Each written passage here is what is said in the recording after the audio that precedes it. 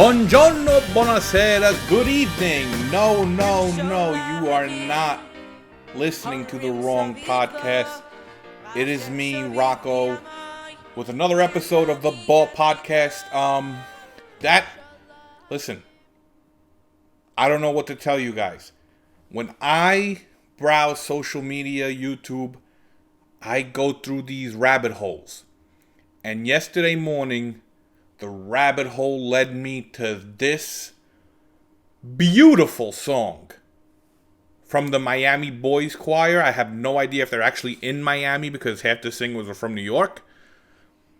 It was a all-boys choir. They sing in Hebrew.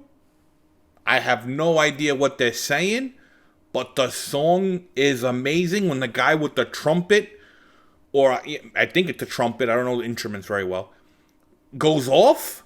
Oh my God, guys. I'm invested in this Miami Boys Choir. You don't know how disappointed I was when I found out that the video was from 2010. And all the boys in the choir are now men, so there's no shot of me of seeing those kids. I mean, granted, the choir is still around, but it's different kids. But that's not the same. I invested in the kids I saw in that video.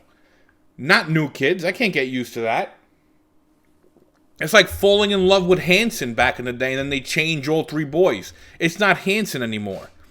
The Miami Boys Choir with Yoshi, David, Benjamin. I know their names, guys. That's how invested I was in just one day. I am sold on the Miami Boys Choir. So, I hope you enjoyed that intro. By the way, I needed to control myself yesterday because I was blasting this song throughout the entire house. I had every single one of I'm not going to say the name of the device because then it'll activate every single one in my house. I had those playing the song from the music playlist. And then my wife walks in and looks at me like I'm an idiot. I am an idiot, but you don't expect to come in and find your Italian husband who's Catholic to be listening to a Jewish boys choir on full volume throughout the entire house. But that's that. So I'll leave you at that. Check out the Miami Boys Choir. The song is named Jerusalem. I have no idea what they're saying. The song could be about how they hate Italian comedians who argue with their father on social media. And I would still love it, because it's amazing. That being said, I don't stay up to date with current events. If it's not on, like, someone's not doing a TikTok video on it, I'm probably not seeing it. But I got the gist of this thing going on with Adam Levine, the lead singer of Maroon 5. Which, this love has... That song back in the day was my jam. It was my jam. So I love that song. But now, apparently, he has gotten into a little bit of a scandal where he was cheating on his pregnant wife. And I looked up his wife to see, who's getting cheated on. And, she's hot. But my philosophy reigns true. No matter how hot you are, a guy will still cheat on you. No matter how hot you are, a guy will get tired of you. It's nothing you do, sometimes. We're just animals. Our minds do not work this way. But the interesting part of the story for me, and I didn't look deeper into this, so if I'm wrong on any part, I do not do research. I am not a research guy. I read like the first few paragraphs and then I'm out. He tried to name the baby after the girl he was cheating on the wife with. What balls on this guy? Can you imagine the balls on this guy? And either way, the girl's name was Summer. And that's a stupid name. So I'm glad he got caught and now this baby doesn't have to be named Summer. But, he's rich and he's famous, so he's probably going to name it like Porcupine or something like that. Because they all name their kids stupid shit. But can you imagine that? Trying to listen, I'm banging this girl now, and then I'm going to name my kid, who I'm not having with this girl, her name. And then hopefully I don't get caught. Here, listen, here's the thing now. Everyone gets caught for everything.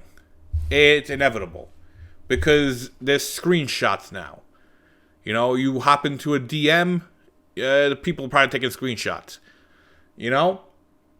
People are saving that. Some people are looking for that.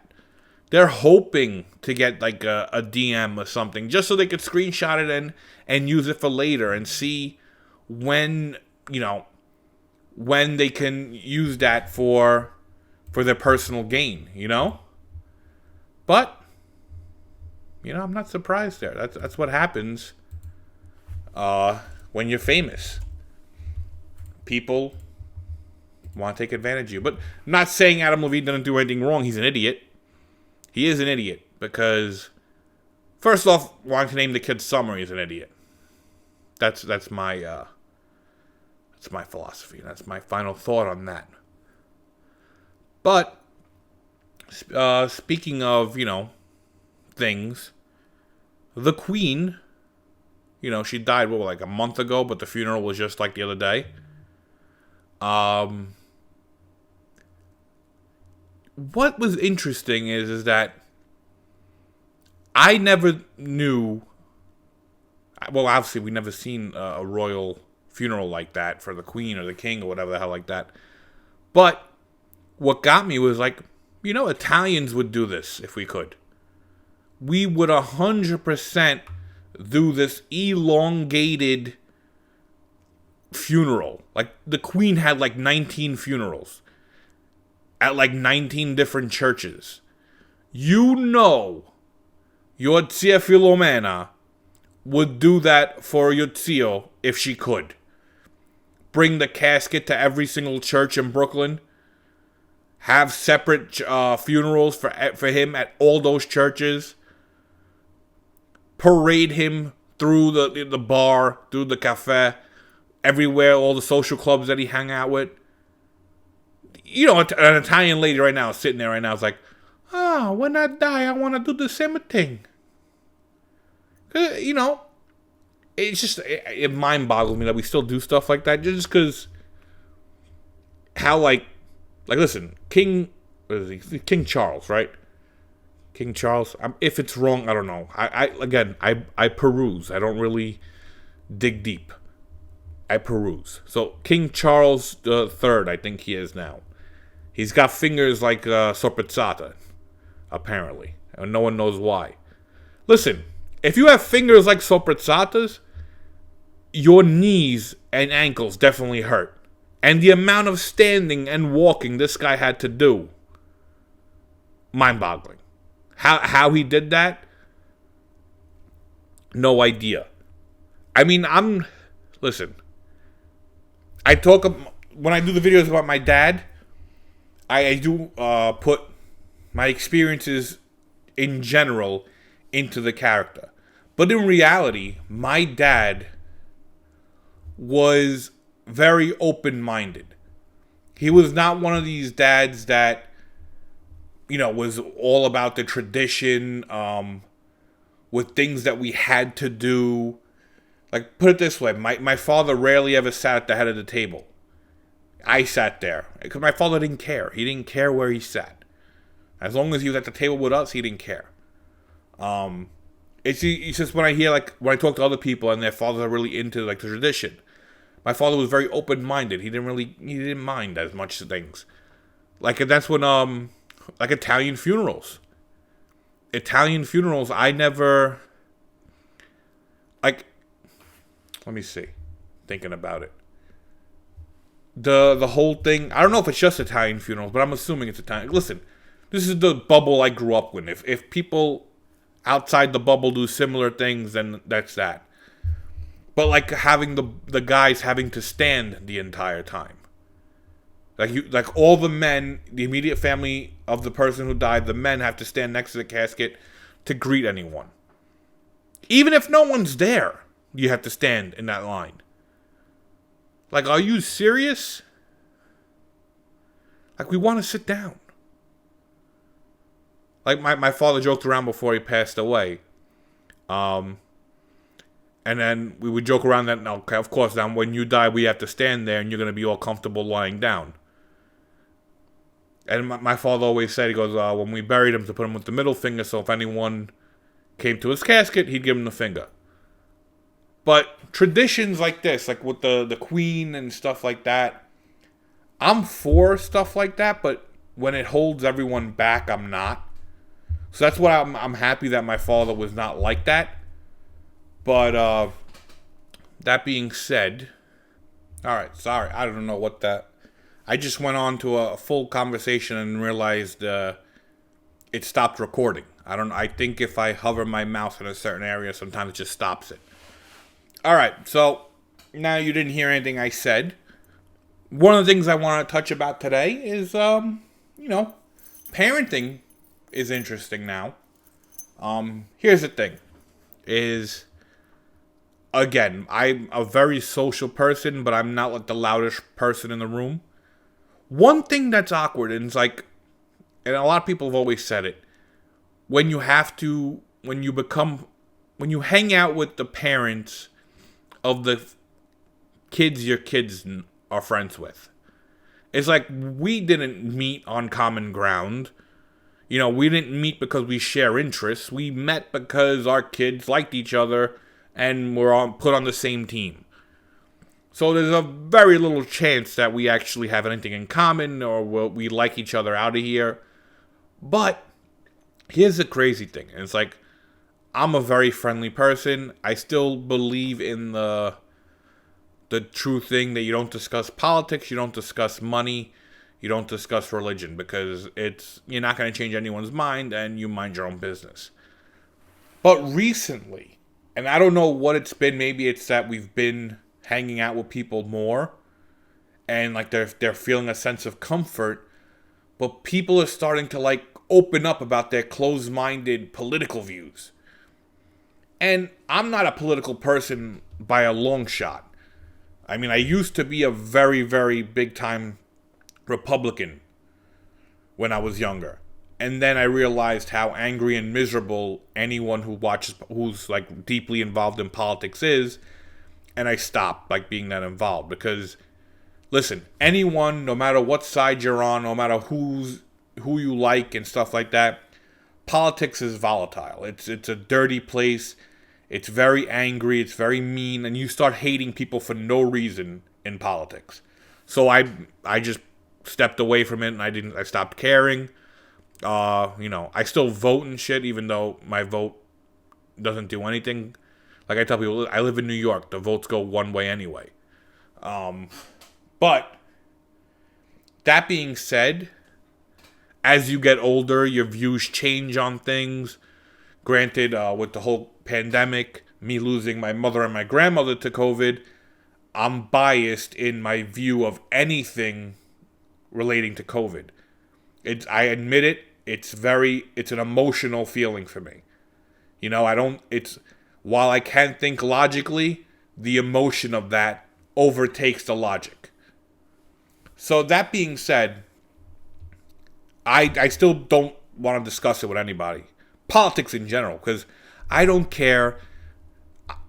Telling me this stuff's not going to help you. It's not going to do anything. It's not going to change my mind. Me telling you something is not going to change your mind. Listen, 98% of the time, what you're saying is completely wrong. Like, it's not even close to being right. And even if I told you were wrong, you wouldn't believe me anyway. You would think it was an argument. So as I was saying, I don't know if it's because I'm around these parents more, that's a sense of comfort. But they started to tell me these views. And like I sit there and I'm like, and they just keep on going with these views. And then I hear them talking and I'm just sitting there.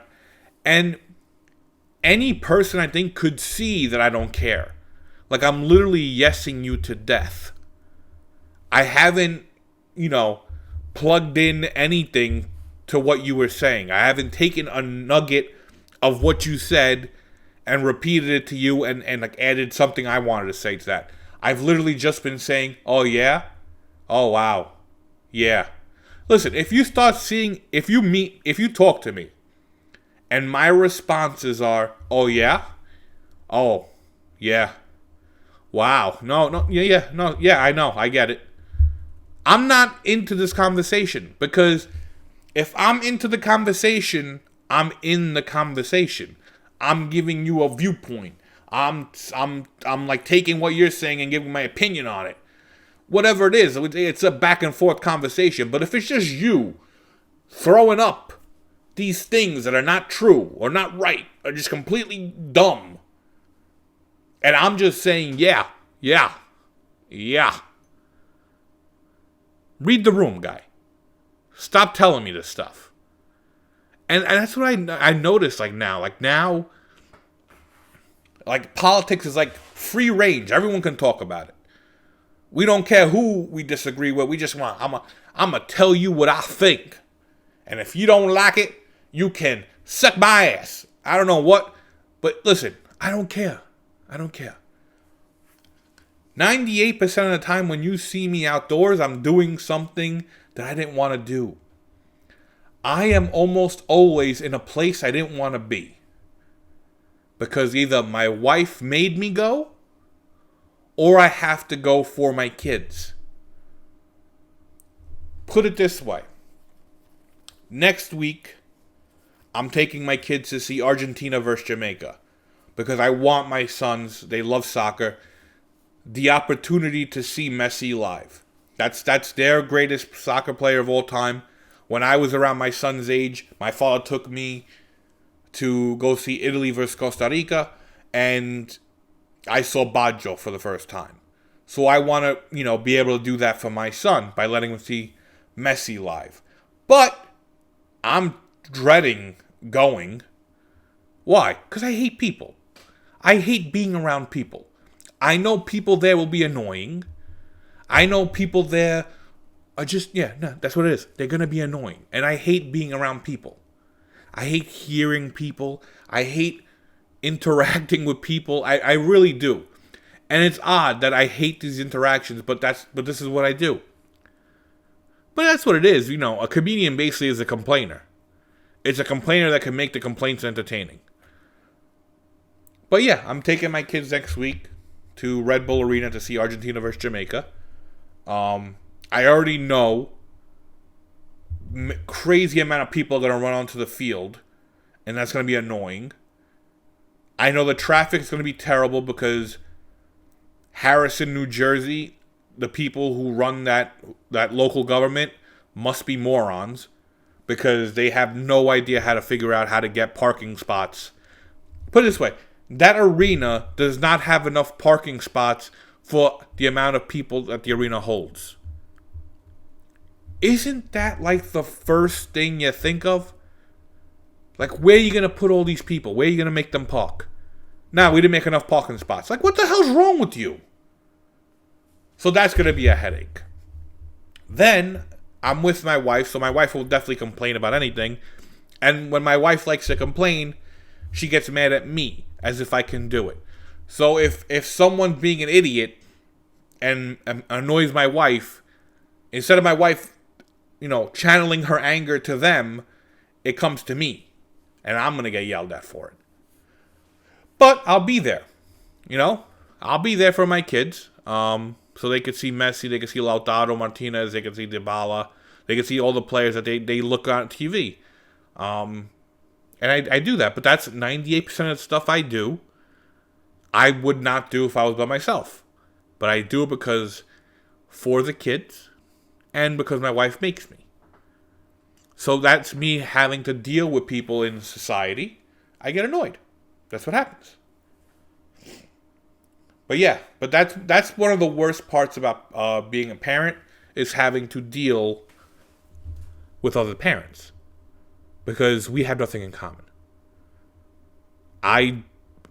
When you start talking, I have no interest in what you're saying. And that's it, basically, That being said, I wish you all a good rest of the week, and we shall return next week with another episode. Talk to you later. Salute. Sate buona.